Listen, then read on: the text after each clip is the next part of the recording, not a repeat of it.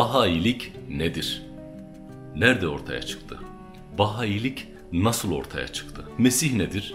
Mehdi nedir? Mesih kimdir veya Mehdi kimdir?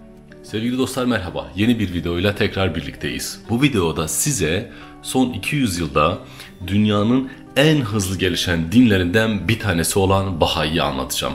Neden böyle bir din günümüzde var ve nasıl bu kadar hızlı bir şekilde dünyanın 194'ten fazla ülkesinde var olabiliyor? Gelin bu soruların cevaplarını hep beraber arayalım. Ama bu soruların cevaplarından önce de birkaç tane daha önemli konuya değinmek lazım. Çünkü Bahailiğin ortaya çıkma dinamikleri bazı felsefelerin üzerinde, bazı eski arkaik inançların üzerinde gelişiyor. Bunlardan ilki de Mehdi ve Mesih inancıdır. Gelin bunlara da cevap arayalım. Bunlarla ilgili de birkaç kelam edelim. Ve Bahailiğin nerede, ne zaman, nasıl ortaya çıktığını daha iyi anlamış olalım. İlk önce Mesih sözcüğüyle başlamak istiyorum. Mesih sevgili dostlarım, tek tanrı dinler temelinde bakarsanız, Orta Doğu eksenli ve Orta Doğu sınırlarıyla bakarsanız anlamakta güçlük çekebilirsiniz. Çünkü Mesihlik kavramı İslamiyetle, Yahudilikle veya Hristiyanlıkla ortaya çıkmış bir kavram değil. En arkaik olarak söz edebileceğim örnekler Mısır'dan ve Hindistan'dan. Çünkü Hinduizm'de oradaki yazılı metinlere baktığınızda, ki bundan binlerce yıl öncesinden söz ediyorum, orada Kalki adında ahir zamanda dünyaya zuhur edecek bir karakterden söz edilir. Dünyaya kötülüğün yayıldığı bir dönemde bu kişi gelecek ve dünyaya iyiliği hakim kılacak olan kurtarıcı olarak beklenir. Bunun bir yakın örneği de Budizm'de de var. Çünkü Budizm'de de ortaya çıkacak olan karakter Maitreya adında bir karakterdir ve bu Buda'yı tamamlayacak olan kişidir. Buda ile beraber onun felsefesini dünyaya hakim bir felsefe haline getirecek ve tüm insanları doğru yola sevk edecektir. Sadece Hindistan ve Budizm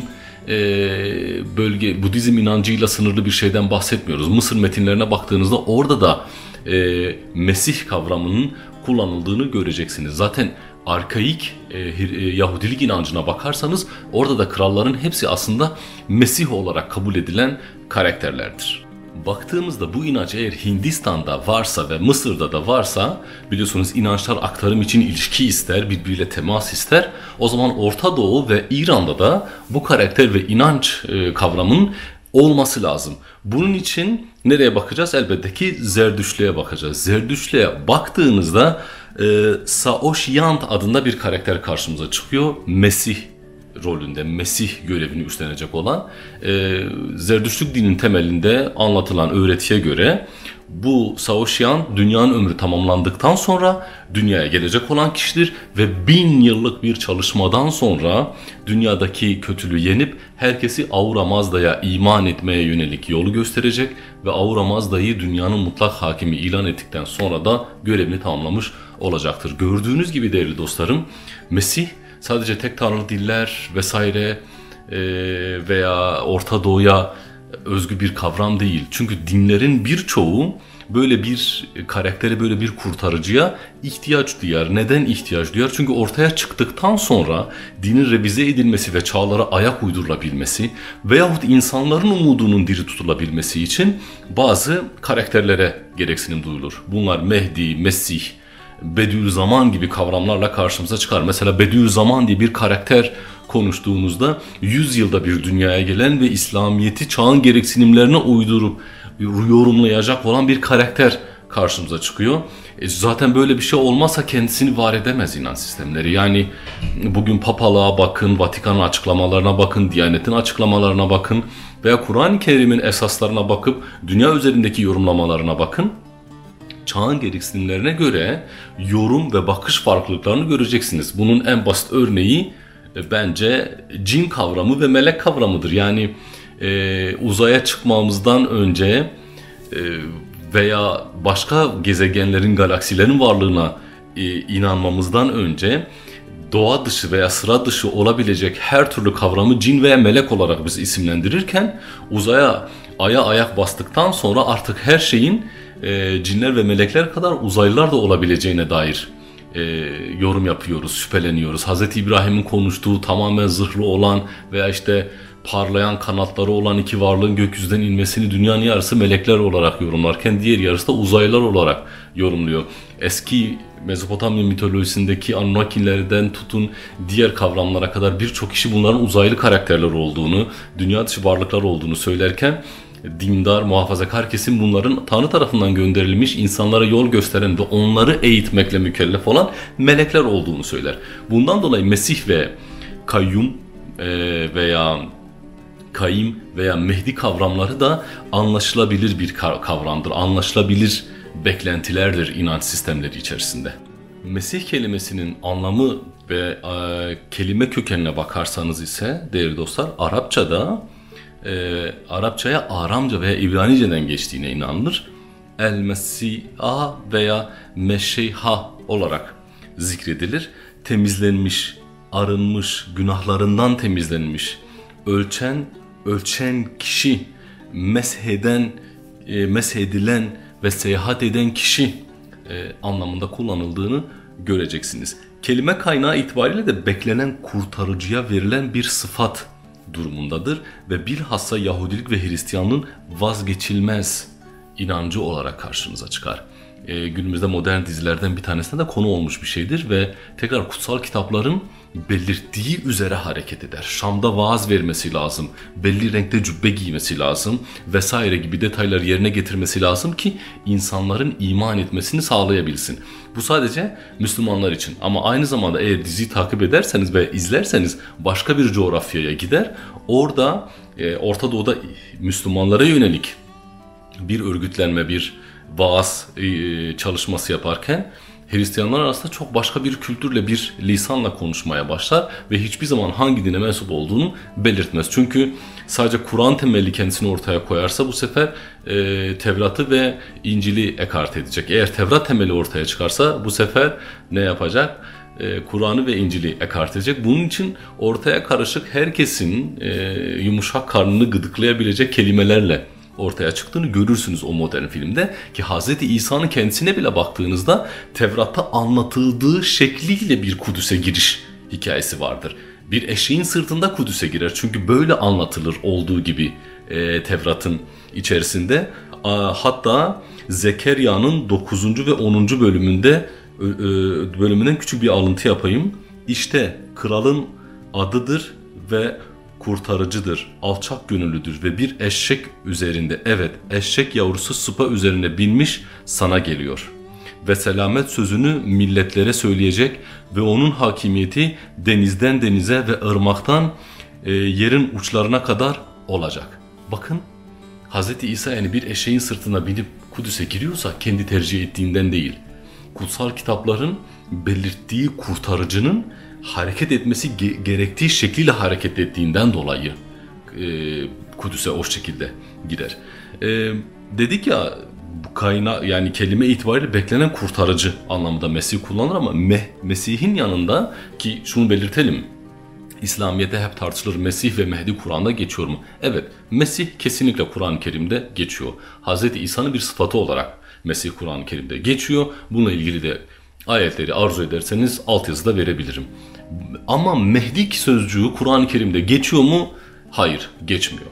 Mehdi başka bir kavram çünkü Mehdi kıyametin kopacağına inanılan dönemde dünyaya gelen, yol gösteren bir kişi olarak karşımızda. Mehdi'nin kelime olarak kökenine bakarsanız, anlam kökenine bakarsanız kendisine doğru yol gösterilmiş olan kişi olarak karşımıza çıkar.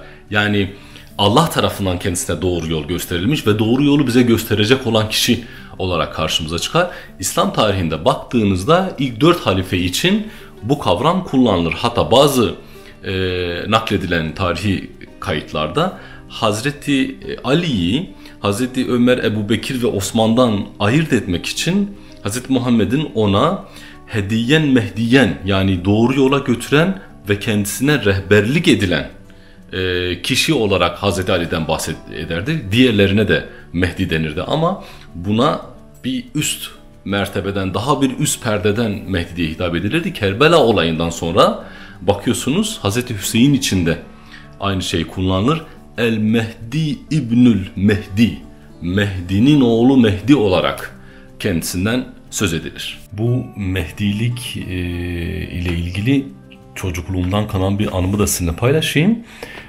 Annem babam bahsederdi, işte dünyaya kötülük hakim olduğunda artık son çare Mehdi dünyaya gelecek ve bir müzik çalacakmış. Bu öyle bir müzikmiş ki sadece kötülerin duyabileceği, Allah'ın yolundan sapanların duyabileceği bir müzikmiş. Eğer kapıdan dışarı bakarlarsa kapıdan içeri giremeyecekleri büyüklükte bir boynuzları olacak ki kendilerini ifşa etmiş olacaklar.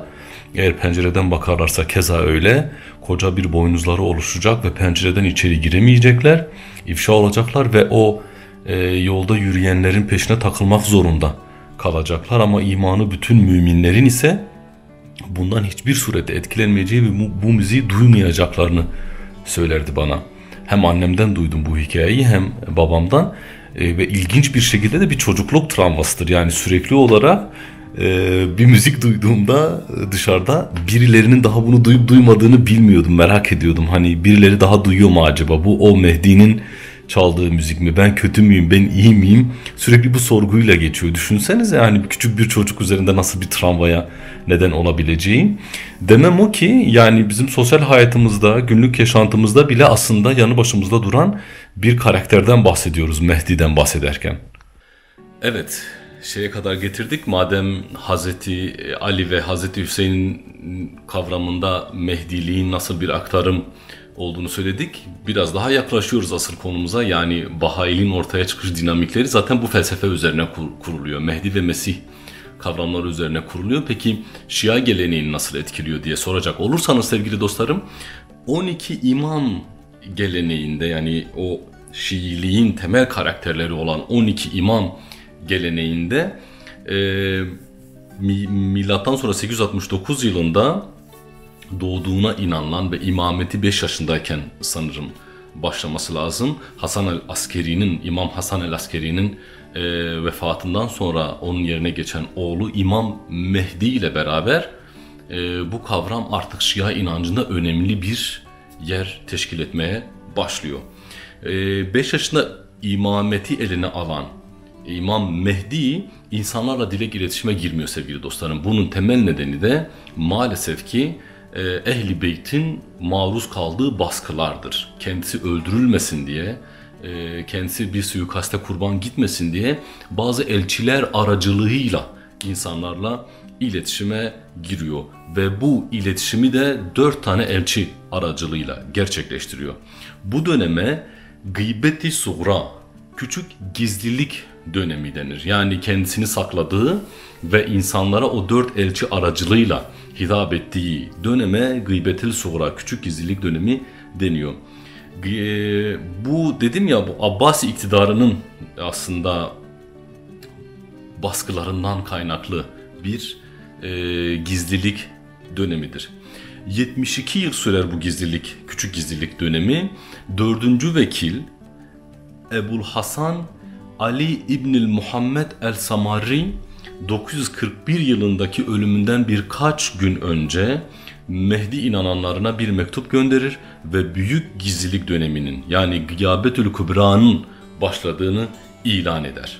Bu artık önemli bir dönemeçtir, çünkü beklenen kurtarıcı tekrar yeryüzüne gelmek üzere insanların arasından ayrılmıştır ve bir giz dönemi ortaya çıkmıştır. Bu sevgili dostlarım Şia inancında çok önemli bir argümanın neticesidir. Çünkü bundan sonra her birkaç yüzyılda bir veya her yüzyılda birkaç defa birileri çıkıp o beklenen işte ahir zamanda gelmesi beklenen kişinin kendisi olduğu iddiasıyla ortaya çıkacaktır. Eğer bugünümüz İran'ına giderseniz sevgili dostlarım, binlerce, ama gerçekten binlerce insanın kendisini Mehdi ilan ettiği için zindanlarda tutulduğunu göreceksiniz ki tam emin değilim, 2006 veya 2007 sayılarına bir kere ulaşmıştım. Yaklaşık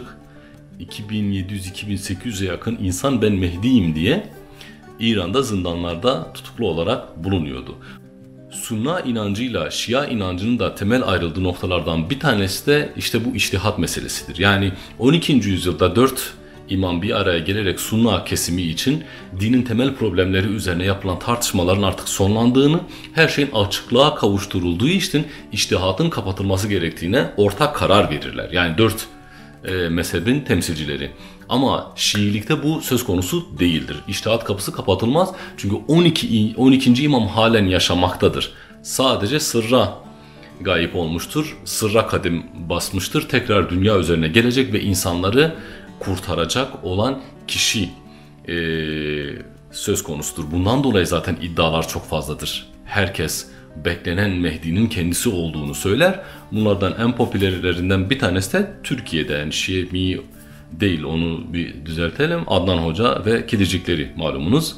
O da kendisinin Mehdi olduğunu söyler. Çünkü Mehdi'nin Hz. Muhammed'in soyundan gelmesi gerektiğini de bilir. Diğer dinlerde de böyledir. Yani Yahudilikte de böyledir. Mehdi'nin Hz. İbrahim'in soyundan gelmesi gerekir. Ki eğer biz soyu Hz. İbrahim'den alıyorsak neticede Hz. Muhammed de Hz. İbrahim soyundan gelmek zorundadır ve Mehdi de eğer Hz. Muhammed'in soyundan gelecekse dolaylı olarak da Hz. İbrahim'in soyundan geliyor demektir.